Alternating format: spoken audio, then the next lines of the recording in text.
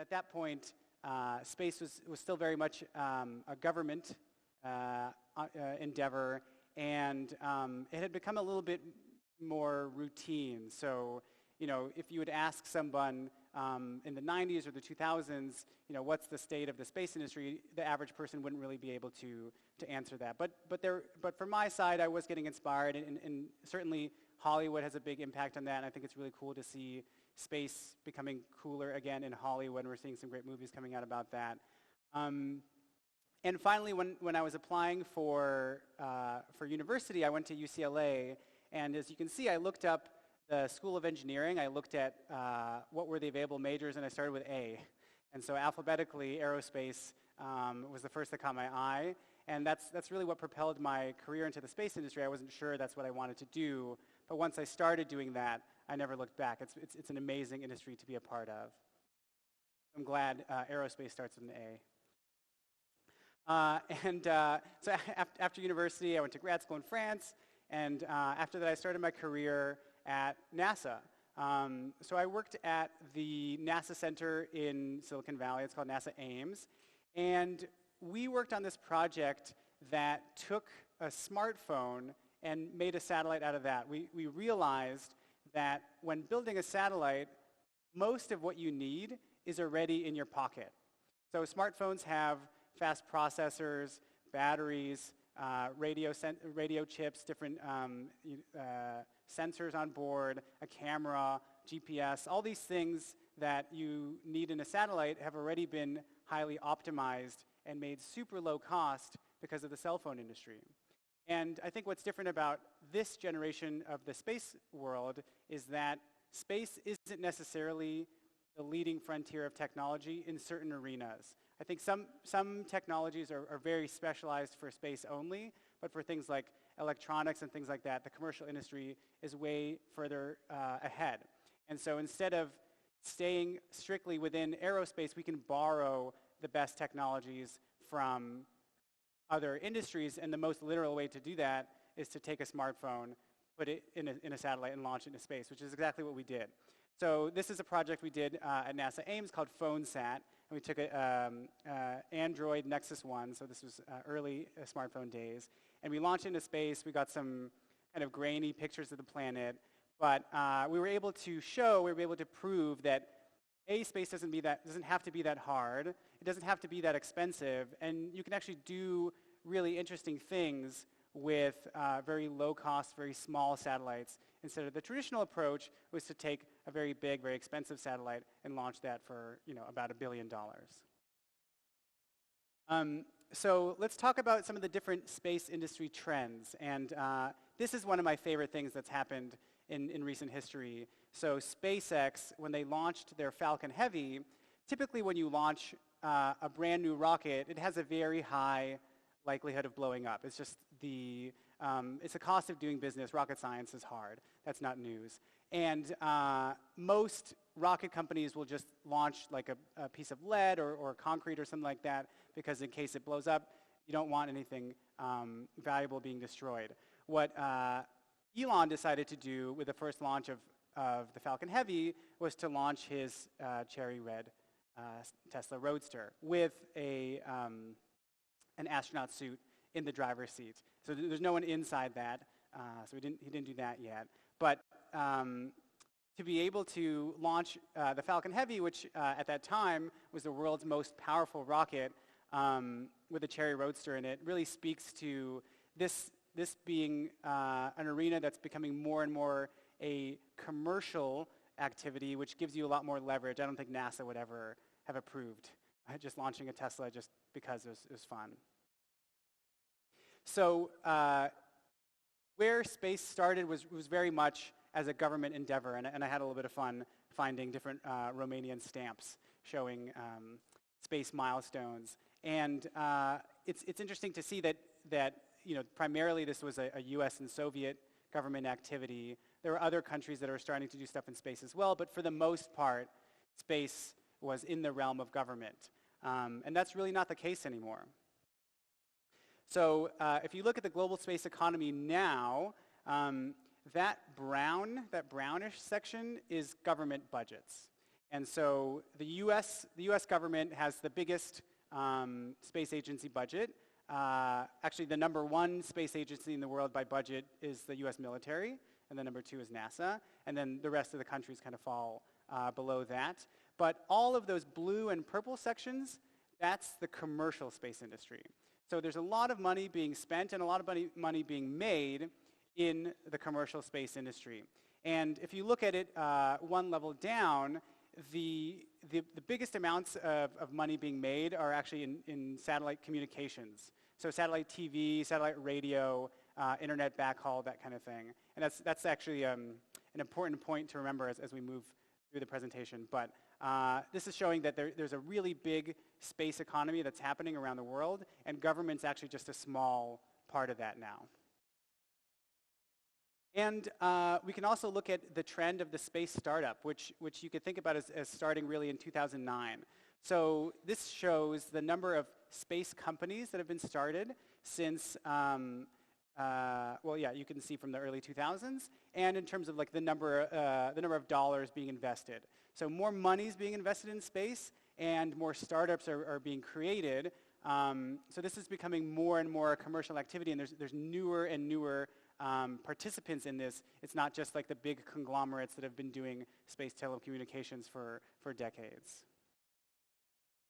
And this, I think, is really one of the most significant trends that's happening right now is what I call the billionaire rocket club. It's no longer cool to get super rich from your tech startup and then spend it on a yacht.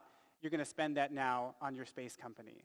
And the three best examples of that, we have Richard Branson with Virgin Galactic, we have Elon Musk with SpaceX, and we have Jeff Bezos from Amazon, who started a company called Blue Origin, which is a little bit less famous today, but they have incredibly big ambitions, and I think that they will be rivaling SpaceX in the not too distant future. So Virgin Galactic, they've been working on a space tourism system. So this is their space shuttle for tourists, and the idea is it's about 6 passengers can go up into space. The whole ride takes about 2.5 hours. You get about 6 minutes of weightlessness up at the very lowest edges of space, and then you come back down and you get your astronaut wings. There are, and the cost for this is like between $200,000 and $300,000. So not cheap for sure. I certainly can't afford that. But within reach of more and more people, whereas previously the only time that private citizens had been going to space is when they were paying between $30 and $50 million to get to the International Space Station, and the Russians were doing that as a way to help subsidize their space economy. This is lowering that cost by an order of magnitude. So I think this is also going to be something where the price is going to slowly go down and down as this keeps getting more regular and they're able to fly more often. They've had some issues with the development of the system, so every year they're supposed to fly next year. And as they said this year, they're supposed to be flying soon. I don't know exactly when they're going to fly, but they're close. So I think that we're going to start to see, they have a huge backlog. Over 500 people have signed up and put down deposits to fly on Virgin Galactic. And I think it's going to be interesting once they actually do get to space to start making that more and more regular. And of course, there's SpaceX. So this is a recent announcement that SpaceX made where a Japanese billionaire had purchased a seat to do a lunar flyby on a SpaceX capsule. So that system isn't flying yet, but again, they're planning to do it sometime in the mid-2020s. And I think what's really interesting in this specific case is the Japanese billionaire, he not only bought a ticket for himself, he bought seats for about 5 to 6 artists to come along with him, because he wanted this to be an experience where artists could actually get that feeling too, and then bring that experience back and create more art on the Earth inspired by space. So I think that's a really cool way to spend your billions. Again, this is like way cooler than just buying a yacht. And finally, Blue Origin. So Jeff Bezos has started a company, a rocket company. They're trying to do something very similar to what SpaceX is doing. Both Elon Musk and Jeff Bezos have this vision of millions of people living and working in space, and both in low Earth orbit and other celestial bodies like the moon and Mars and mining asteroids and things like that. The company's mascot is a turtle. So you can think of like SpaceX as the rabbit. They've gone really fast and they're kind of flashy, and they're certainly ahead. But Jeff Bezos' company, Blue Origin, they're kind of this slow and steady, and they're making some progress. They still have a long way to go to catch up to SpaceX, but they're planning on starting to launch humans on these suborbital rides, perhaps by the end of the year. Again, in space, everything's always late. It's kind of like Romanian time. You said it's going to start. Oh, sorry. Oh, okay. Okay. That was unrehearsed. Okay. So I think that one of the interesting things about Blue Origin, so Jeff Bezos and Elon Musk, they're both kind of like tech billionaires, but Jeff Bezos way more money. And so he's self-funding Blue Origin for the most part. He is just selling like $1 billion of Amazon stock roughly once a year to fund this thing. Elon has to go out and like actually earn the money, which makes it a bit more of a fair competition. So this like Elon Musk versus Jeff Bezos thing, I think, is one of the best rivalries that's out there right now that's really pushing forward space. So if they have these like big billionaire egos and they want to, Elon Musk comes out with a rocket called the Falcon Heavy, and then Jeff Bezos, his rocket's just a little bit bigger, and so Elon Musk comes out with an even bigger rocket so that they can have this big rocket competition. Obviously, rockets are incredibly phallic, so it's like there's some Freudian stuff going on there. But good for them, because ultimately I think that competition benefits humanity. And the more that they invest these billions of dollars into these companies that can move faster than a government agency means that space gets more regular, gets more accessible, and more opportunities for folks like us to be able to experience that. The next big trend that's going on in the global space industry is global connectivity. So we are so addicted to being connected all the time, and there's still billions of people who don't have access to the internet or let's say at broadband speeds. And there's this vision to launch and operate thousands of communication satellites in low Earth orbit so that we can have global connectivity, not just with terrestrial networks like we primarily do today. And so this is a picture of, again, this is a SpaceX photo of their StarLink constellation. They've been able to stack a bunch of these communication satellites to be able to launch hundreds and hundreds of them to be able to connect the globe. And there are three big companies that are investing in this. One is a private company called OneWeb. SpaceX is another one, and Amazon is the third. So again, Jeff Bezos, Elon Musk. Let's see how that plays out. And the motivation, I think, is partially, I think those companies recognize that the world needs more connectivity, but also, if you remember that original slide of the space budget and where the most money is coming from, it's coming from communications, from telecommunications. So they need money to be able to fund all these space exploration activities. No one's specifically paying them to go develop Mars just yet. So that's a big motivation for why SpaceX is doing this, even though it's kind of like a little bit of a distraction from their primary business of rockets, because they want to settle Mars and they need money. But this has happened before. So in terms of like a warning from the past, in the 90s, there was a big wave of commercial companies who were attempting to do these large constellations of satellites doing telecommunications, and essentially every single one of them failed or went bankrupt. And partially because this is incredibly expensive, so these projects are going to cost billions of dollars. And it's complicated too, and also the terrestrial companies, like the cell phone companies, they're not going to just stand idle and wait for the space companies just to eat their lunch. So there was a time in the 90s where it was kind of like, who's going to win? Is it going to be satellite phones or cell phones? And cell phones for sure won. And there's a possibility that terrestrial still beats out. Because at the end of the day, the consumer doesn't care, is there 4G coming from space or is it coming from a cell tower? They just want to check Facebook.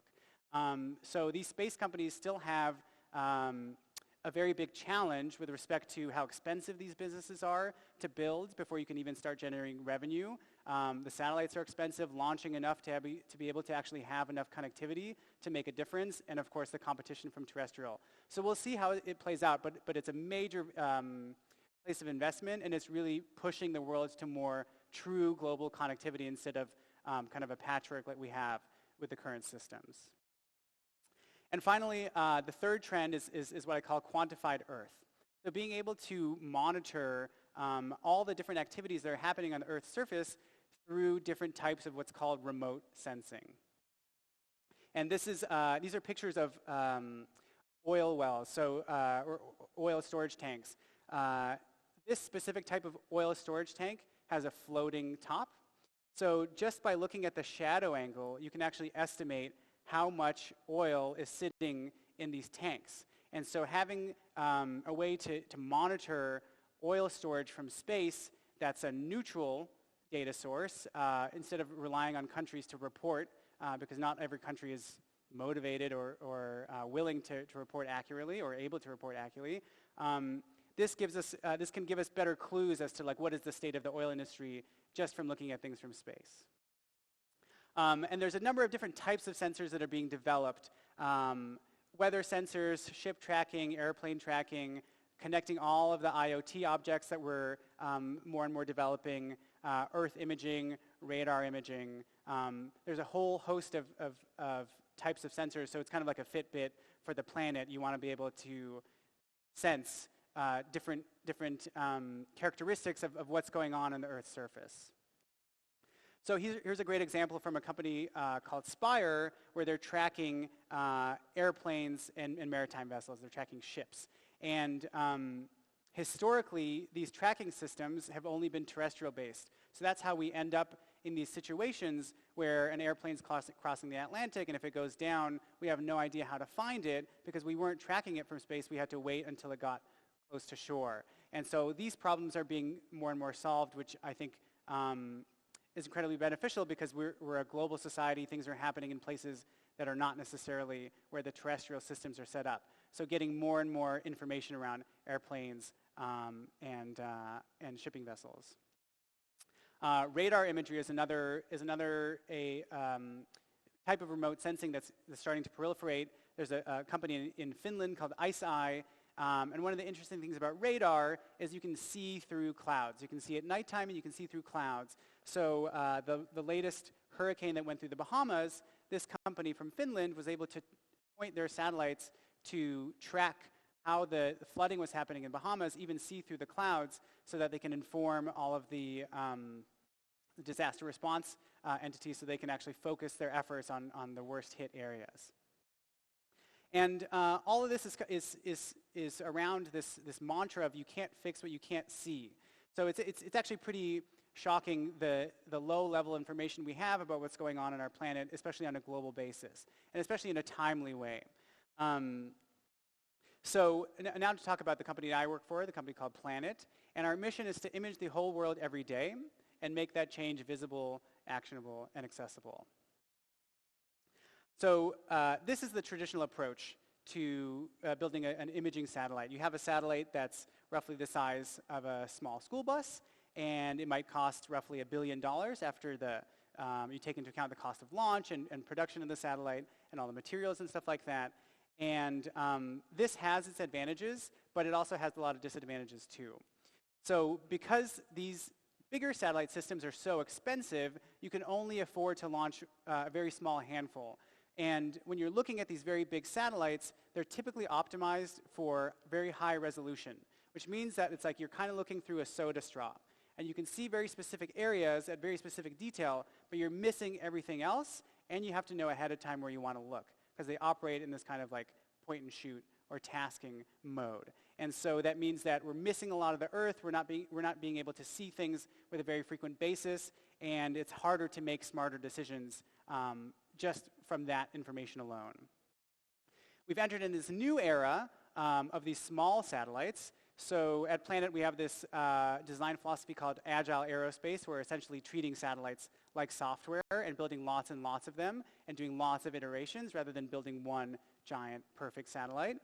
And there's increased access to launch. So there's more and more launch companies who are willing to take these small satellites and can take them in large numbers because they don't take up that much space. And finally, the whole cloud-based revolution, being able to store and process all this information would be incredibly hard if we had to build those systems in addition to all the space stuff. We can just plug into Amazon AWS or Google Cloud Platform to be able to store and process that data. And size matters, especially when we're talking about satellites, because you essentially pay per kilogram. So the size of your satellite really impacts the cost of the mission. So this is a satellite called Landsat 8, which is a US government program. Cost about $1 billion, like I was saying, and this is one of our satellites.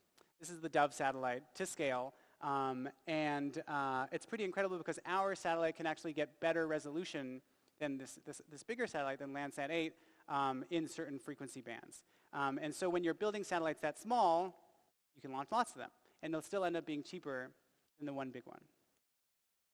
So this approach called Agile Aerospace, we treat the satellites like they're software. Roughly every 3 to 6 months, we're improving on the satellites, designing new capabilities, and typically we're stealing technologies that are already being developed for cell phones, laptops, things like that. So every 3 to 6 months, our satellite's getting better and better in the same way that your smartphone is getting better every time the new iPhone is getting released. And this has led to the world's largest fleet being owned and operated by Planet. We have 5 rapid eye satellites, which are medium resolution. The Dove satellites, which I was showing compared to the bigger satellite, we have over 100 of those that are actively imaging. And then we have 15 of these what's called SkySat satellites, which are higher resolution satellites. And I'll show you examples of what those satellites can do. So this is Landsat 8. This is a picture of Bucharest. And so Landsat 8, as a single satellite, in the visible spectrum, it can get roughly 30-meter resolution, and it has a new picture of the Earth roughly once every 15 days. So that's what that looks like. Sentinel-2 is a European equivalent program. It's better resolution and better revisit. This is 10-meter every 5 days, but you can still see a little bit grainy. And finally, this is what the Dove can do. So, a satellite that's roughly the size of a shoebox, which costs orders of magnitude less, can get imagery like this and updated daily. So there's a limitation with optical satellites. They can't see through clouds, but because we're getting an image opportunity every day, we're getting cloud-free images of the Earth much, much more frequently than that's ever been possible. And what's important about the timing of that is you can actually get information about what's going on fast enough to do something about it. So if you're using Landsat and you're trying to track deforestation, you might get an update, like an entire update of the Amazon, for instance, once every 6 months. And you can see where the trees went down, but it's too late to do anything about it. Whereas with a system that's updated daily or near daily, you can actually get alerts to say, hey, a tree just went down, go and send someone out today, because that happened yesterday. And you can actually get much tighter decision loops and actually make an impact on what's going on.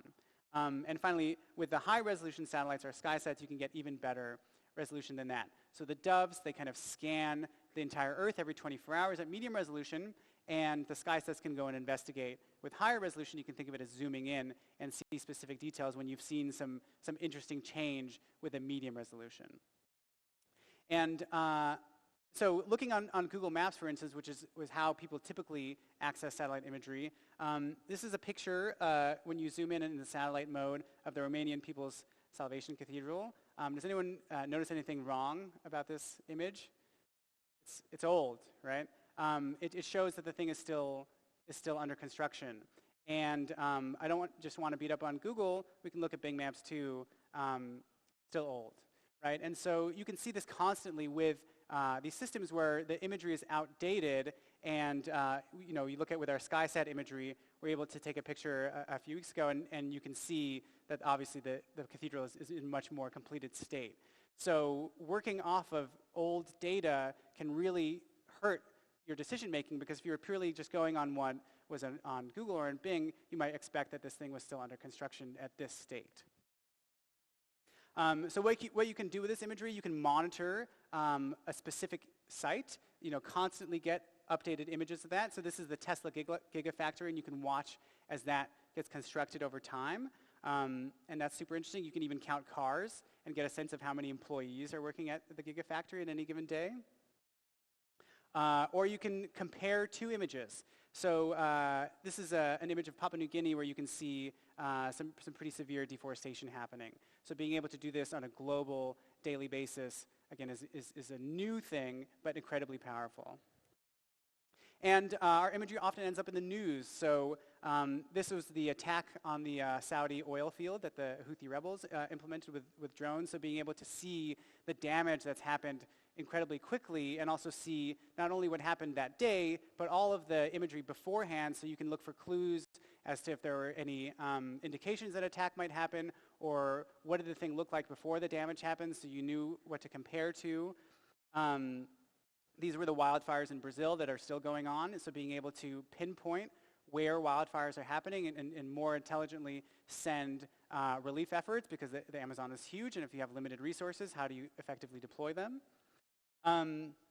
Or even monitoring like ship activity to be able to see, our countries shipping, resources to each other against international sanctions. So there's all kinds of ways that our imagery is already being used and implemented in the world today. And finally, it's not just pixels that are important, it's the insights that you can derive from those pixels. So we're working on all kinds of like automated algorithms and analytics to be able to take these billions and trillions of pixels and automatically detect specific features from there. So we can automatically detect where are all the roads in a picture, or where are all the airplanes or the cars. And through that, we have this concept called queryable Earth, or a search bar for the planet. To be able to just type into a search bar, how many trees went down in the Amazon today versus yesterday, and then show me exactly where that happened. So indexing what's going on in the Earth's surface in the same way that Google indexed the internet. So I'll stop here. This is again that picture from the garage. I don't know why everyone is hugging me, but it was a nice moment. Yeah, I think that's really one of my takeaways, is that I've been doing this for over a decade.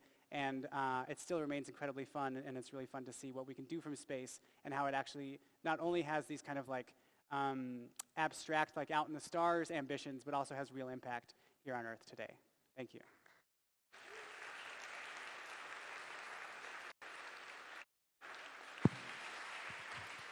Thanks a lot. We're going to open it up to a nice Q&A section. We actually have time to do that, which is refreshing. But I want to start out with just a couple questions for Mike that'll hopefully get us thinking, and then open it up to the floor. I have another microphone here I can pass around, and I think we have members of the crew that can hopefully pass them out as well. But I just wanted to start out with maybe just a couple challenging questions. It's sort of heartbreaking to see just the great photos of the Earth's destruction with incredible resolution. A generation ago, this wasn't a backdrop for space exploration, but now with so much attention on the climate crisis, isn't it sometimes frustrating to hear these billionaires skip right over the, let's fix Earth part and go right to the, well, let's just build a big rocket and let's just skip this whole fix Earth part and just go into outer space. How is this technology going to translate to building a better Earth and fixing some pretty immediate big problems here? Mm-hmm. So yeah, I think one of the differences with respect to our data set is that you get that information fast enough to actually do something about it.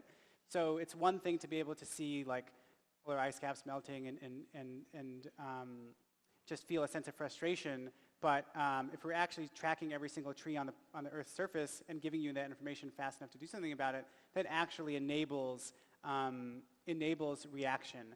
Or even proactive activities, so being able to monitor, like tree growth next to power lines. And so, some of these energy companies have miles and miles or kilometers of infrastructure that's really hard for them to keep track of. But if they can do that from space, then they can be more proactive and see, okay, we need to cut the trees here and deploy our limited resources in a very specific and strategic way. With respect to billionaires, just kind of skipping over taking care of the Earth, I think that you can make an argument that Elon is also focused on Earth. It's not just one or the other. So I think Tesla and SolarCity are doing really amazing things to change how we relate with energy. It's harder to make that argument for Jeff Bezos. But, yeah, I'm just being honest. But I think that the other thing is that we do have these kind of like spin-off effects of space technology. And so oftentimes things that are developed for spaceflight or for satellites can get rolled back into terrestrial applications. So for instance, you know, on Earth, when you look at a solar panel on the roof of a building, it's silicon-type solar panel, the efficiency is roughly 15%. In space, we use more advanced technologies. There's a type of technology called triple junction gallium arsenide, closer to 30%, so double the efficiency, which makes a really big difference. And eventually, that type of technology could then fold back into you know, rooftop solar panels. So I think that it's not always that case, but sometimes we can see stuff like that. It's not just Tang and Velcro that ends up being part of our daily lives. Thanks, and it's cool that there's a lot of things that you can do with this higher resolution imagery, also the speed at which you can do the high resolution industry to actually affect change on Earth. But you know, when I was a kid, I wanted to be a geologist until I heard that most likely I'd have a career just looking for oil, which isn't something I wanted to do. And I was thinking about, as we're launching more and more of these satellites and they become smaller and cheaper and you can do that more, it still seems like mostly they're just going to be used for communications, and you said it yourself, well, we have this addiction to constantly checking Facebook. I don't care where my signal comes from. I just want to check Facebook every day. And then you showed a picture of hundreds of satellites that are going to be launched out there. But is there any, besides sending rich people and their pals up to space, are there some really interesting use case scenarios on the immediate horizon for what we're going to do in space, and some things that might be, you know, novel to science, helpful to humanity? So yeah, one thing I will say about the rich people going to space, I think that is helpful. If you look at certain types of technologies, like cell phones, for instance, it typically starts out as like a very luxury item, like, you know, who had a car phone in their car? But rich people did, and that technology kind of evolved into something where, like, even in developing countries, people might not have a bank account, but they certainly have a cell phone and sometimes even a smartphone. And so there's this evolution of technology that sometimes happens, is where it starts as a luxury item and then becomes a mass commodity. With respect to, sorry, the second part of the question was? So moving out of that was, yeah, you know, we saw some things about taking photos, and we know that a lot of this satellite technology is going to use to just enhance our our connectivity and our speeds. But what are some more novel, humanity-helping, science-driven concepts that we're going to see outside of that stuff that we might get excited about? Yeah, so as a commercial company, it's interesting to see where most of our business is coming from. And so I think it's kind of like a sad fact of the Earth is or how society is currently set up, is the entities that have the most money to buy imagery are government agencies and like oil and gas and really big agriculture companies. And we, as Planet, as a company, knowing that, make a very big effort to then also make sure that there's an equal access to that to other areas of society. So we work with universities and different researchers and nonprofits in the environmental space, in the humanitarian space, to be able to also give them access to the imagery, often at low cost or discounted cost, or have some of these government agencies fund, or some of these foundations fund some of these projects.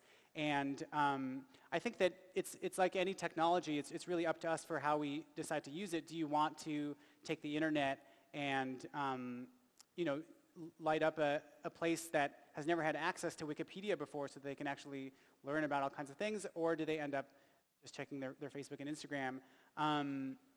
That's a tougher one. I don't know if the responsibility of that is just on the space side. I think that also has to come from the technology, like the communications and social media platforms as well. But I know that there's this trend for technology companies to be these utopias. The technology is only for good, and the more of it is better. And I think that we're seeing that that's not the full story here. But I don't personally think that means that we should stop. But we should be keeping that in mind and designing these systems so that we kind of nudge and prevent people from abusing it or being taken advantage of it so that we can actually harness the good from these technologies, because there's so much good that can be derived from them. Thanks, Mike. I want to open it up to questions from the audience. You have a microphone right there.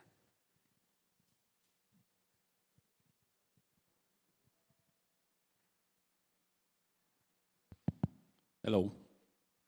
So thank you very much for the talk, and thank you for opening up for questions as well. Seeing all these developments on space in general and on the aviation also in general, I can't help but think, should we be prepared, in your opinion, should we be prepared to be one of the last generations that get to explore the night sky the way we do it today, like seeing all the stars? And how do you see it developing in the future on this regard? Will we be affected, you think, by this increasing number of satellites and everything that's going on? Yeah, so there's an interesting early controversy with SpaceX's initial launch of their StarLink satellites, their communication satellites, where they ended up being very bright and kind of disturbing astronomy, and SpaceX got a lot of criticism for that, and they're now looking into how to mitigate that with respect to the rest of the satellites that they're going to fly, because they're talking about flying thousands of satellites that would have a really big impact. But I think the reality is light pollution in urban environments has already been going on for decades, and like airplanes crisscrossing the sky with their lights are also influencing the astronomy field. I mean, I think that one of the most incredible experiences is going to be being able to go to space and see the night sky from outside the Earth's atmosphere. And what's really hopeful for me from these big billionaire trends is that it's actually, I think, going to get more and more accessible. So it's going to be the billionaires first, and then it kind of like makes its way down to more of a democratic, accessible way to get and go and experience that. Maybe not everyone wants to go and settle Mars, but on your honeymoon, instead of going to a beach resort, you might go and spend 20 minutes in low Earth orbit, and that would still be an incredible experience, and kind of within that realm of budget.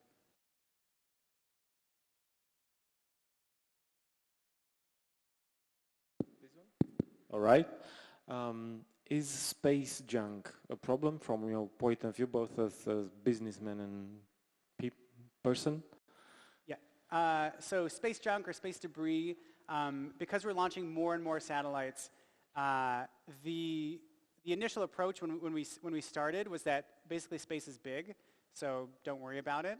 And at this point, we have thousands and thousands of objects in space, which many of which are no longer functioning. So you have all these dead rocket bodies and dead satellites that are just floating up there and are essentially like kinetic missiles just waiting to hit each other. There's this thing called the Kessler syndrome, where you can get to a point where once you start having collisions that create more debris, that then create more collisions, and you have this runaway domino effect, which would be pretty terrible, and it might even like cut off our access to space, which again would be catastrophic. There are more efforts to be responsible with how space is used in terms of making sure the satellites deorbit and burn up in the atmosphere within a handful of years of their lifetime, or even sending up missions to go and capture space debris and bring it back down. So it's one of those problems that like is manageable today and can get really bad if we don't do anything, but there's a lot of awareness in the industry and a lot of efforts that are just getting started to be able to mitigate that. So I think that it's still within our realm of control, but we can't fall asleep at the wheel. Okay, that was my first question, but the second is, we keep hearing these apocalyptic things about solar flares. Is there any preparation in the satellite realm for something like that? Mm-hmm. So solar flares, so the space environment is an incredibly harsh environment to operate. So you have extreme temperatures, like both in the hot, when you're directly in the sun, or in the cold when you're in eclipse. You're in vacuum pressure, and then also there's a lot of radiation, and there can be increased amounts of radiation if the sun has a solar flare or other like solar type of activity. And there's basically two ways you can approach that. Number one, you can actually space harden your electronics. So there's ways that you can make your components more resistant to radiation. Or the way that we do it is just that we launch enough satellites that if one or two satellites go down, it actually doesn't matter, because they'll deorbit in a handful of years, we'll replace them with the new satellites, and the system will be unaffected. So yeah, designing for the space environment is challenging, but it is a tractable problem, and it's understood that these radiation events can harm your satellite, so you can design around that either on an individual satellite basis